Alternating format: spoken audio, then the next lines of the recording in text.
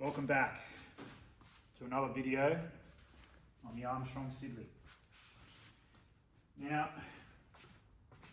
I basically started pulling the car apart. Well, I pulled off the bonnet to start because I figured, well, the radiator, why I started here is because I feel the radiator definitely will need attention, so I need to get that off to a radiator specialist. And I thought to myself, why did I actually buy this car? What do I want to achieve with the car? And I bought the car because I love coupes, which is obviously what this car is. And so I had an epiphany and I thought, why do a full restoration on the car? I'm going to enjoy the car. I'm going to enjoy driving the car and using the car, regardless if it's A class, B class, C class, or D class type of restoration.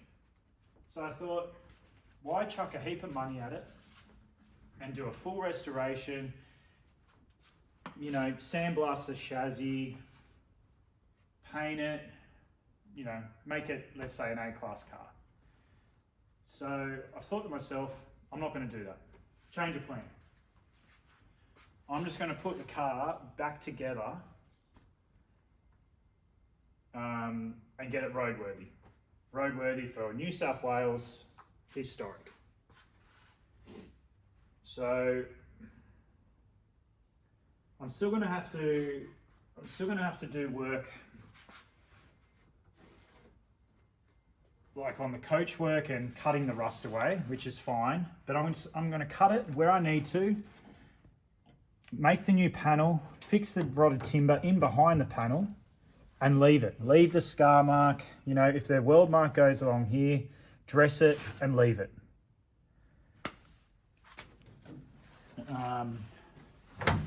So basically, you know, the other thing I was thinking about is I went to a car rally in England last year and there was a car there, a barn find like this one, and it was on the road running, driving car, and you got the Concours cars over the other side of the paddock and there's a few people, you know, standing around. But then you got the barn find and everybody's around it. You got 20, 30 blokes talking about the car, wanting to know more about the car. So why wouldn't I just leave the story on how I purchased the car? Might have to duck under there. You know, like keep the story that this was the colour and this was the pinstripe, like I talked about on the last video, where I said, you know, I'll bring it back to that colour. Well, the colour's there, the story's there. You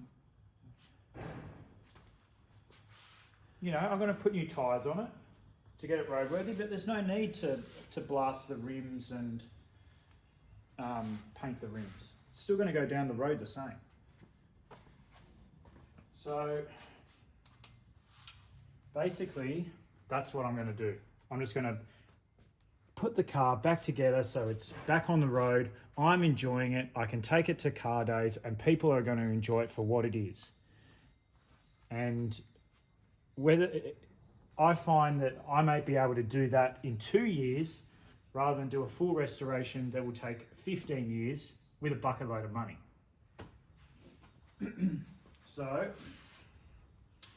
basically, that's what I'm going to do. Put it back together with all the parts that I've got that come with the car and basically go from there. You know, even with this gutter goes on the other side, but let's just say it was on this side, even with this gutter, it doesn't, I can put this back on. It doesn't matter if it's a little bit bent or a little bit, you know, all the paint's off it. But if I was doing an A-class car or a full restoration, I'd get a bit, well, I've got to make it perfect because the car's got to be perfect.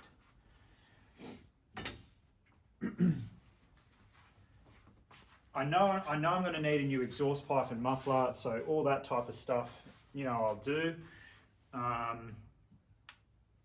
Still keep to some, I've still got to restore some stuff, but just not get so caught up in doing a full restoration.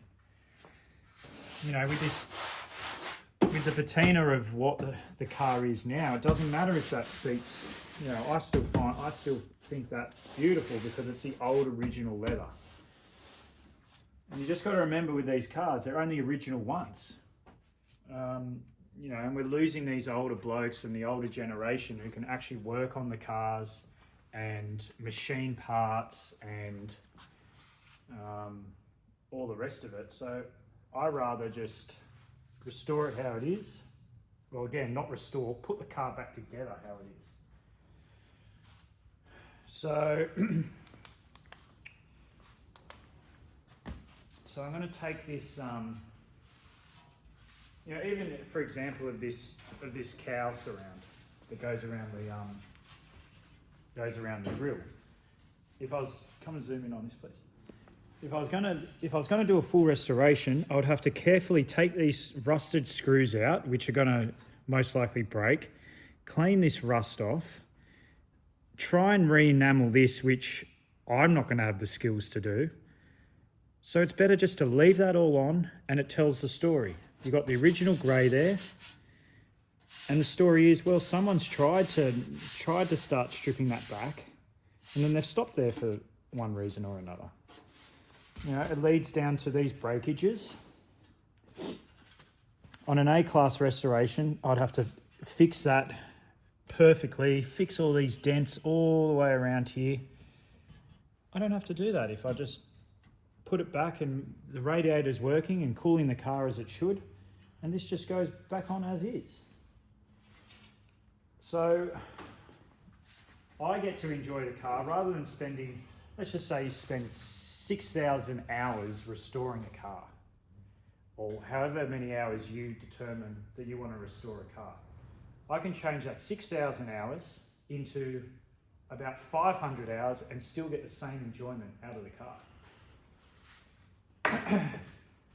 So I'm going to pull this off.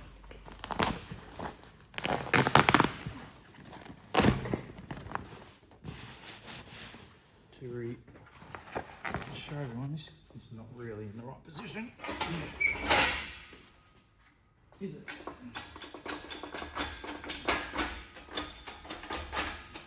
So if I can get the car back on the road, running down the street in 2 years, rather than 15, that's what makes me happy. And then I can move on to another restoration or another project, instead of getting caught up in the one car that I still get to enjoy.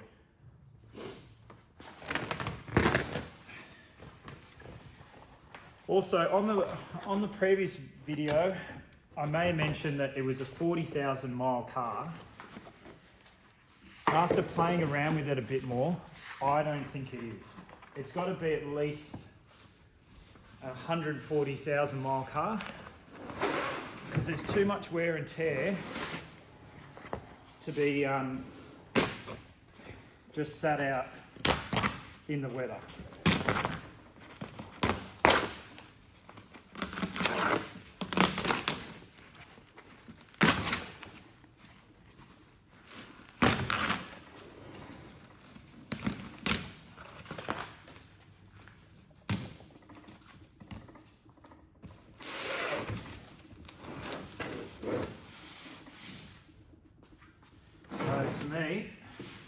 I'm just going to condition this and pretty much just preserve it, and that is just, to me, the patina of that, and again, the originality of this is far better than trying to redo all this in a modern leather that's probably not highest quality, and it just hasn't got a story. This has got a story to tell. This is the wear and tear from 1933. So, you know, it might need a bit of stitching, which is fine, it tells the story. So we might just pull the cover off the back of the seat in the car, because I haven't worked out how to get that out yet. I think we'll go around this side because this is where it's peeling away. Oh no, it's not.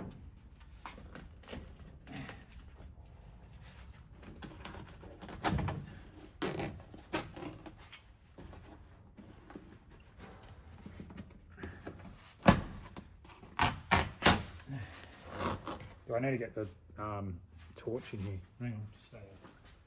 I've got to put that torch.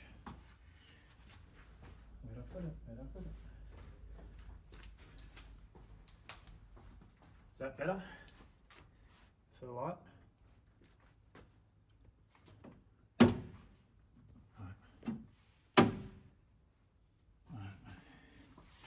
So you're seeing it the first time I'm seeing it.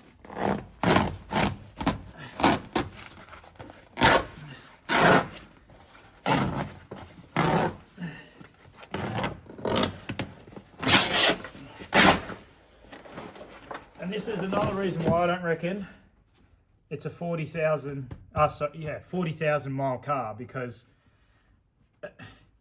you're not going to get that wear on 40,000 miles. That's 140,000 miles. You can see someone's been actually quite smart and put that padding in there when they've put this this more modern material on the seat. But that's just beautiful. That's just, to me, that's the history of the car. That's what I love about old cars. And that's why, in my opinion, and see, again, you could do an A-class car. I think I talked about it on the last video, that I would keep that on an A-class car, but it's going to look out of place on an A-class restoration. So see, already I can see here, you know, to preserve this, it may require, you know, some sort of patch stitching, or I can just put a pillow there. You know, I'm going to be driving this. Once I get on the road, I might drive it once a month to a car show. I might drive it once a month, you know, on a Sunday morning if I choose to drive this car. So, you know, I can preserve that the best I can.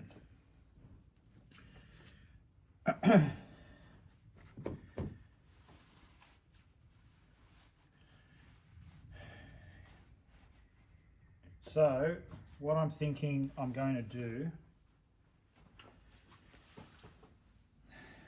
like, I know the radiator is going to need work, so I take that and take that to a radiator specialist, and then we're going to start rebuilding the engine. I think getting, you know, there's instruments missing off the firewall. The distributor is, you know, it's in a bit of a mess. Starter motor might need to be rebuilt, but get all those sort of bits and bobs sorted out and see if we can get the thing running. You know, another thing that I've noticed is the steering column. It actually would have been chromed. Again, if you're going to restore it to an A-class car, that's a lot of work to pull all that apart and then take it to a bloke and say, well, look, I want this chromed.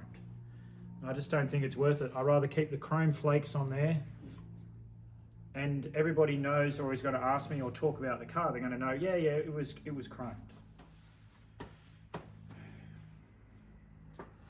All right. Like look at this, for Armstrong Siddeley, the workings and the mechanics of this for 1933, it's quite, you know, that's quite elaborate and, you know, very high technology, I would say, in 1933. And this mechanical system, I can only assume, I'm not 100%, but it operates these louvers to create more airflow for the radiator.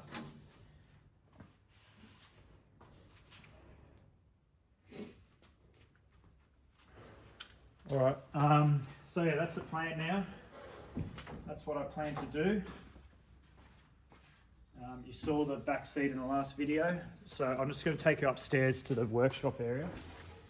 You know, another example for this bonnet. These little latches, you'd have to be so careful to take all those screws out. And are they screws or bolts?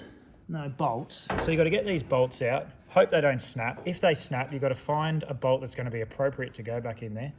So why not just get the operational side of the latch and then it's done. Put it back on the car. All right, come on.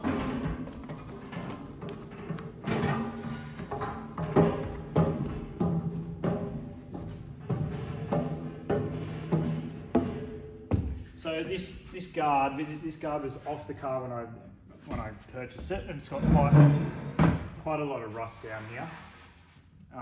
So again, my intention is to cut the rust out and make a new section. And yes, it's going to have a scar mark down here, and it's going to have a new sheet of metal. But that goes back to the story. That goes back to the story of the car.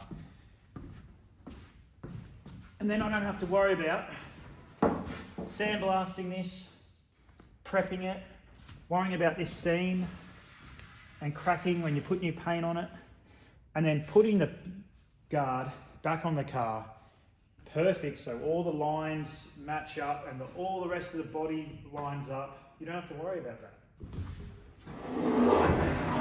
I don't have to worry about the little dents and bumps down here. It just goes back on the car as is. Yes, I'm probably going to put some sort of coating so it stops rusting. And the same with the chassis. But it doesn't matter. It doesn't matter if the paint's peeling. It doesn't matter if I've got, I weld this. It doesn't matter if I've got a weld mark that doesn't look good.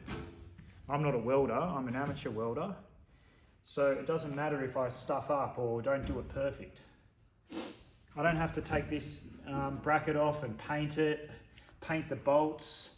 It just goes back on the car.